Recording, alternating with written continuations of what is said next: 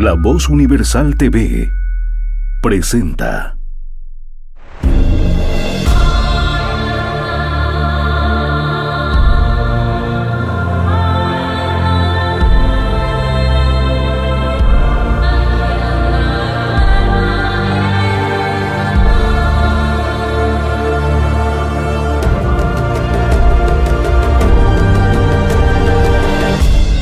Semblanzas.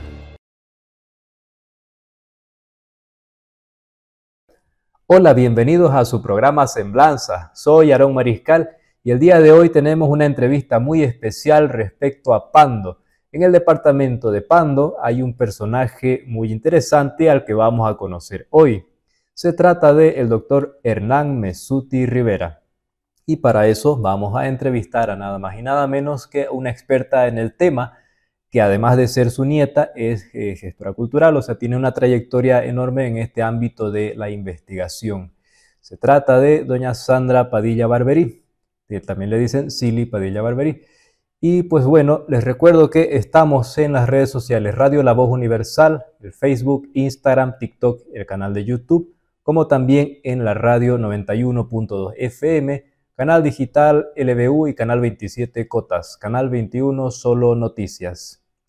A continuación vamos a hablar acerca de este personaje, don Hernán Messuti, nacido en Cobija, en el departamento de Pando, y que fue a estudiar a La Paz, la carrera de medicina, y bueno, algunos otros detalles que ya nos detallará su señora nieta. Muchísimas gracias por aceptar esta entrevista. ¿Podría comenzar hablándonos, por favor, acerca de rasgos biográficos generales de don Hernán Messuti?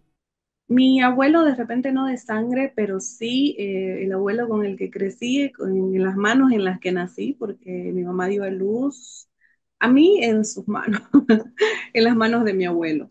Bueno, él sí es un cobijeño neto. Debemos irnos un poquito a ese año, en 1923, cuando él nace. Esta ciudad todavía seguía teniendo esos rasgos como cosmopolitas, de tener mucha migración extranjera, ¿no? Entonces, su papá, don Mariano Messuti, era italiano y su mamá era una dama cruceña. Entonces, de estas dos personas nace Hernán Messuti, ¿no? Que posteriormente se estaría convirtiendo en una personalidad importantísima para el departamento Pando y también para Bolivia. Él estudia sus primeros años realmente muy niño acá y después de eso por lo acomodada que era su familia, se va y termina sus estudios en la ciudad de La Paz, en el Instituto Americano de La Paz, donde se desarrolla de muchas maneras, haciendo deporte como cualquier joven. Él también jugaba básquet porque era un hombre muy alto. Entonces, en su juventud fue un muchacho muy alto. Entonces, a él le gustaban mucho los deportes. La verdad es que mi abuelo fue multifacético. Le gustaba de todo y cada una de sus etapas de la vida fueron realmente muy interesantes. Entonces, él termina sus estudios en La Paz y decide profesionalizarse en medicina, entrando a estudiar a la Universidad Mayor de San Andrés en la ciudad de La Paz. Ahí egresa como médico en esta ciudad y posteriormente se traslada a Perú para poder continuar sus estudios como especialista, ¿no? Ya una vez terminados sus estudios, él debía empezar a pensar en una especialidad y lo hizo en ese momento. Hoy conocemos esta, esta rama de la medicina como la oncología.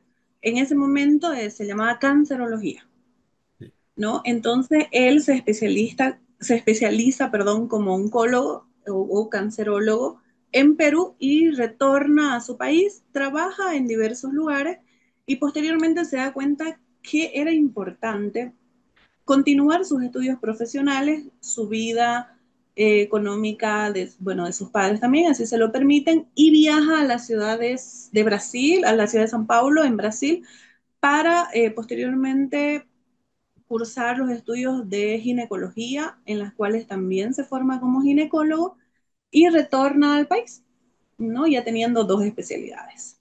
En este En todo estos sucesos conoce a su esposa, la señora, su primera esposa, la señora Gabriela Rodas, y con ella tienen tres hijos. Hernán, el primero, Jorge y la última Gavicelia, que justamente vive en la ciudad de La Paz. Los otros dos hijos viven en los Estados Unidos. Entonces, eh, cuando sus hijos eran pequeños, él continuó viviendo en la ciudad de La Paz y cuando sus hijos eran pequeños, su mamá sigue viviendo acá y aquí en Cobija, ¿no? Entonces, su mamá se enferma muy grave, de manera muy grave, y él como hijo, muy querendón, porque realmente era muy querendón, decide venir a ver a su madre y bueno, y utilizar sus recursos de médico, ya que aquí no habían médicos especialistas, había un solo médico y él tenía que hacerse cargo de absolutamente toda la población. Estamos hablando de soldaditos y de policía y de absolutamente en este pueblito chiquitito, pero un solo médico tampoco es que abastecía, ¿no? Y entonces él se viene a atender a su mamá. Lamentablemente, la señora Celia fallece y él, viendo todas las dificultades de la atención a su madre, decide, toma una decisión que fue un antes y un después, yo considero, en su vida, porque su esposa no quería quedarse, no se sentía cómoda ella viviendo en La Paz, en una ciudad muy grande, eh, en una ciudad completamente distinta a la pequeña Cobija que hoy en día continúa siendo chica. Entonces, él decide. Y bueno, la verdad es que no es por alabarnos y demás, pero miércoles que el que llega aquí quiere quedarse. Entonces, imagínense si usted ya nació por acá, ¿no? Entonces, Sí, sí. él así, muy, muy querendón de su tierra. Y además, creo que principalmente, ya después lo pude entender, esa necesidad, mi abuelo tenía mucha vocación de servicio, muchísima vocación de servicio. Y cuando a nosotros nos tocó escoger de repente qué queríamos estudiar, en qué nos queríamos profesionalizar, él nos, nos decía que todos queríamos ser médicos, y primos y todo el mundo quería ser médico aquí. Y él decía, no, no es nomás decir yo voy a estudiar medicina. Tienen que tener vocación de servicio, se los va a llamar a cualquier hora, tienen que estar siempre dispuestos, siempre tienen que tener buena cara. Entonces él tenía mucha vocación de servicio y eso obviamente con la madurez lo entendí, donde él lo que quería era, lo que él vio en realidad en ese momento fue justamente eso, fue la necesidad que tenía su pueblo, la gran necesidad que tenía su tierra y los conocimientos que tenía él como profesional con dos especialidades. Entonces, la falta que le hacía él a nuestra tierra era pues inmensa. Entonces él decide quedarse por aquí, su esposa se regresa, está un tiempo obviamente por acá y posteriormente se regresa a la ciudad de La Paz con sus niños. Entonces ya tío Jorge, que es el menor, ya me cuenta algunas anécdotas pues que pasaron ellos viniendo de La Paz y viniendo al pueblito, ¿no? Al pueblito súper chiquitito, además, de poquísimos habitantes y que obviamente tiene su bonito, es que vivir en el pueblo es otra cosa. Y otra cosa, ¿no? La cosa es que pasado este tiempo, él empieza a ejercer, bueno, en el tiempo que él vivió en La Paz, fue director del Sanatorio de La Paz por 10 años, socio fundador de la Sociedad de Cancerología, hoy día debe llamarse Oncología, de la ciudad de La Paz también, y eso en lo que vemos en la ciudad de La Paz. Se casa con la señora Gabriela y posteriormente se vienen acá. Acá en Cobija empieza a trabajar como director de la Caja Nacional por un periodo de 15 años, nada más y nada menos que 15 años.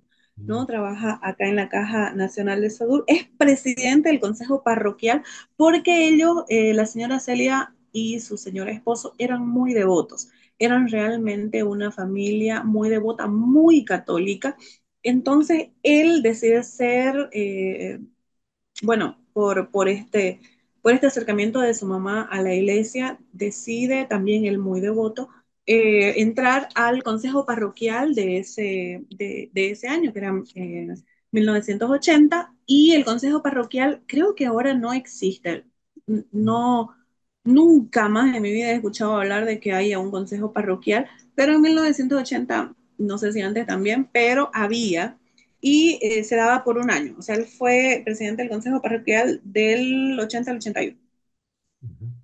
Y en ese periodo de tiempo hace algo que es tan importante y vital para nuestra historia aquí en Cobija de los Cobijeños, que es esta revista conmemorativa a que ese año, porque la iglesia o la que tiene en realidad eh, es denominada como Catedral Nuestra Señora del Pilar, fundada en 1930 a 1980, justamente cuando él ingresó, estaba cumpliendo su boda de oro.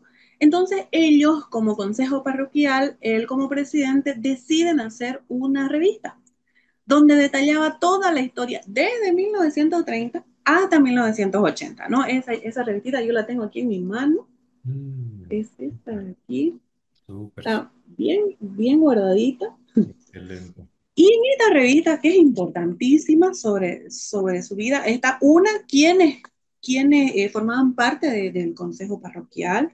Ujú. Está también un poco de historia de la Amazonía, pero hay detalles bellísimos.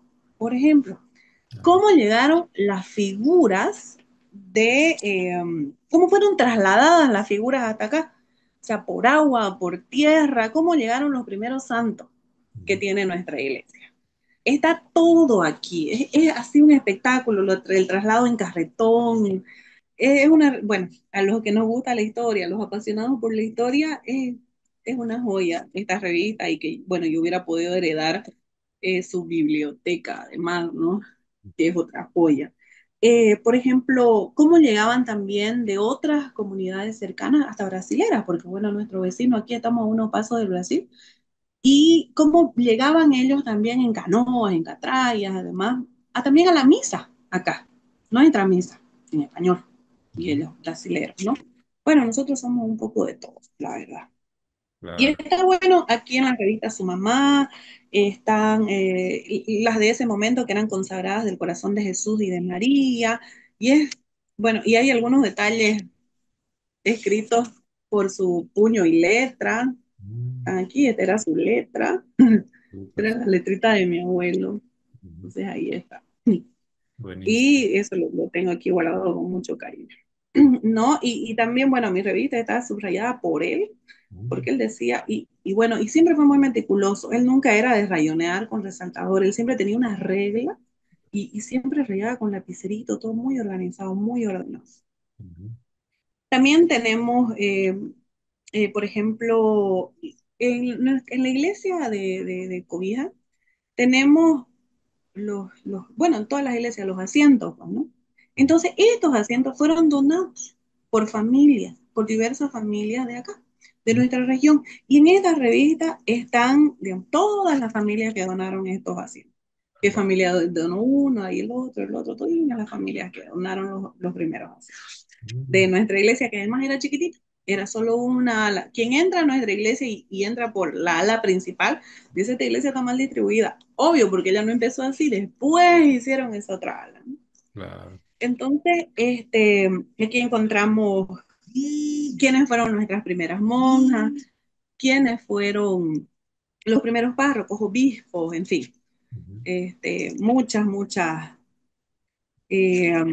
historias pues tenemos acá, ¿no? Fotografías y demás, ¿no? Los miembros, quiénes eran miembros activos de la comunidad católica y, en fin, letra, música y absolutamente toda la historia de lo que es la iglesia, Nuestra Señora del Pilar está aquí. Eso solamente en parte de lo que es el consejo parroquial. Ujú. Aparte de eso, él del año 89 al 94 fue director de Coprepando. Él fue por 14 años, trabajó en la Corte de Justicia como médico forense, ¿no? 14 años él fue el médico forense de aquí y eso fue importante, demasiado importante para nuestra región porque, bueno, responsable de las autopsias y demás, como médico acá, participó en autopsias muy importantes que marcaron también no solo la historia como en la autopsia que participó, en la autopsia de Únzaga de la Vega, eh, no, que bueno, es una autopsia que marca la historia de nuestro país, ¿no? Las dictaduras y demás, sino que también acá, como médico andino, hizo la autopsia de Piñata, que justamente en el video que usted me manda habla de la autopsia de Piñata, donde en la página 53 de su libro Memorias de un médico forense, Ujú, que alcanzó a sacar solamente un tomo, solo este, lamentablemente. ujú. Hay un poquito de esa historia en el libro. Ya, muy Es bien. un libro chiquitito, no es muy ampuloso, por un tema netamente de que este libro tenía más tomos. Mm, A lo que él no pudo sacarlo, no pudieron salir a la luz porque él ya se enferma y posteriormente llega a fallecer, justamente él como oncólogo y fallece de cáncer. mm, Entonces, eso es, bueno, la historia sucede así. ujú, Este libro tiene algunos casos de los cuales él trató en estos 14 años ujú, de una manera no tan agresiva, sino así como para que todos podamos leerlo y entenderlo y no nos asustemos también, ajá, porque hay casos que son bastante complicados, que tienen un nombre que a veces decís no, no, y no lo voy a leer, claro. pero que está realmente muy lindo. Mm, Para que mi abuelo pudiera sacar estos libros, fue muy complicado. Fue muchas caminatas, visita a las autoridades, donde no siempre las autoridades en las diferentes regiones le dan la importancia suficiente o de repente no hay la inyección de recursos al área cultural como debería haber. No se le brinda la importancia que se debería tener en el área cultural, que es a donde nosotros crecemos como personas. El joven necesita, pues, saber sobre su tierra, sobre su costumbre, sobre su gente y además leer la importancia que tiene la lectura, la gente del lugar y saber cómo es, cómo fue y qué rumbo debemos tomar, porque mañana esas serán también nuestras autoridades, ¿no? Yo en ese momento tampoco lo entendía. Mi abuelo falleció, mi niña tenía un añito cuando él murió. Hoy día mi hija tiene 17 años, eso quiere decir que mi abuelo falleció hace 16 años.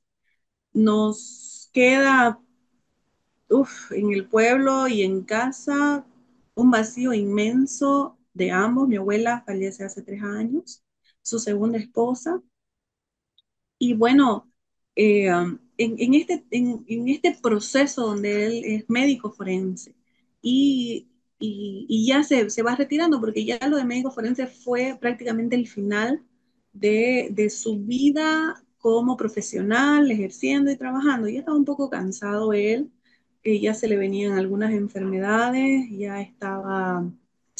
eh, ya estaba con la pierna rota, había ido de viaje con sus hijos en Estados Unidos, luego pasaron en Mónaco, él se cayó y ya se vino con esa lesión, él retornó con esta lesión y él ya estaba un poco cansado, ya no le permitía a su cuerpo de repente trabajar como lo hacía en otro momento. Y esto porque mi abuelo, como te dije al principio, era multifacético, realmente. A él le gustaba mucho la construcción, a él le gustaba mucho dibujar. Este libro de Memorias de un médico forense tiene dibujos. Él, por ejemplo, tiene como aquí la lupita adelante y, y un sobrecito que dice Sherlock Holmes, ¿no? Entonces, a él era aficionado por la investigación y además por dibujar. Ahí este libro tiene dibujitos que son hechos por él, ¿no? Entonces, él los dibujaba, él plasmaba, por ejemplo, el Monumento a los Héroes de Bahía, que se inauguró en 2019 acá, que es un hito histórico, que este monumento fue un monumento bueno, que llegás y embellece completamente. Ya pongámosle ahora nuestro nuevo centro, porque en nuestro casco viejo, ahí está lindo, pero ahora tenemos un nuevo centro de encuentro, digamos, como departamento, porque hemos crecido como ciudad, hemos crecido bastante, y este sería el Parque Piñata y toda esa área, serían el nuevo centro de nuestra ciudad, y es ahí donde encontramos el carretón, donde encontramos los monumentos del carretón, a los héroes de Bahía, y estos monumentos fueron diseñados por David Paz, que es un artista plástico, y con las directrices, y bueno, tuve la gran oportunidad de ver a mi abuelo pintando y haciendo algunos dibujos sobre este monumento. Entonces tiene ahí su alma, vida y corazón también, y él también ya en este momento donde él es un poquito mayor, él también se vuelve socio, bueno, es socio fundador con Don Chelio Luna, con otras personalidades grandes de nuestro departamento. Es socio fundador de la Sociedad de Escritores y Poetas de Pando, de la Sociedad Geográfica de Pando, y eso marca pues ya un hito importantísimo ahora, ya no solo en la medicina, que eran los aportes que él había hecho, sino también ahora en la cultura. Estamos hablando de la historia, ¿no? Y de ahí saca él dos libros, bueno, saca en realidad dos libros y un folleto, que ese sí no lo tengo a mano ahorita, y el folleto fue el primero, habla sobre la guerra del Pacífico, y los otros dos libros que están aquí, que es Victoria en el Alto Acre, la batalla de Bahía, que es este, Ujú. Súper, súper. y este tiene, si no me equivoco, tiene dos ediciones, las tengo las dos. Ya. Este libro habla específicamente justamente de la batalla de Bahía, de las pérdidas territoriales, pero en específico, qué sucedió en la batalla de Bahía, ¿no? Y este libro sale el 2002, hablando específicamente sobre esta, los brasileños le llaman revolución acreana, ¿no? Y nosotros fue la guerra del Acre. Entonces, posterior a este, él nos habla ya de las pérdidas territoriales que tiene Bolivia específicamente en esta área del país, ¿no? Ahí hablamos de la dramática desmembración del Acre, ¿no? ¿Cómo sucede esta dramática desmembración? Este libro sí es más ampuloso, es más grande. Y aquí está. Esta es la última edición de este libro. Mm, Esta edición ya no hay, no tenemos más ejemplares. mm, Estamos viendo la posibilidad porque, bueno, este es un libro que marca la historia de nuestro departamento. Es un libro donde muchos historiadores también se basan en ella. Mi abuelo con este libro recorrió muchos lugares hablando de la historia, hablando de la revolución, hablando de la guerra del Acre, hablando de las pérdidas territoriales de Melgarejo y de cómo sucede esto. Hablamos del Brasil. Yo tuve la oportunidad de ir a Río Branco, bueno, que es aquí cerquita, pero específicamente a la Universidad del Acre. Y tras que llegué y me dijeron, así no, bueno, un amigo me presentó y le dice, ella es la nieta del doctor Mesut, y yo, uy, porque sé la revolución que dio cuando él fue allá a hablarles que la guerra era diferente a lo que ellos relatan, pero él siempre fue así, él siempre fue un hombre muy correcto, y si él ha investigado y si él estaba muy consciente de lo que él estaba diciendo, lo defendía a capa y espada, y nunca fue de tener pelos en la lengua. Y eso lo muestra la historia en, en la autopsia de Úrsula de la Vega, en la autopsia de Piñata, en ir ya en otros trajines de su vida a las universidades a hablar de la historia de su país y cómo sucedieron. Entonces marca este carácter de esta persona, ¿no? Realmente era un hombre que él hablaba su verdad y la defendía siempre. Eso ha sido todo por hoy. Muchas gracias por acompañarnos. Esta entrevistada, la licenciada Silly Padilla Barberí, nos ha contado acerca de la vida y obra de su abuelo, el doctor Hernán Mesuti Rivera, un gran personaje médico e historiador que se centró en estudiar la guerra del Acre. Síganos acompañando en la próxima transmisión, que va a ser la segunda parte de esta gran entrevista. Síganos en Radio La Voz Universal 91.2 FM y Canal Digital LBU, Canal 27 Cotas, Canal 21 Solo Noticias y las redes sociales de La Voz Universal TV, Facebook, Instagram, TikTok y el canal de YouTube. Conmigo será hasta en una próxima ocasión. Esto es Semblanzas, conozcamos nuestra historia. Semblanzas.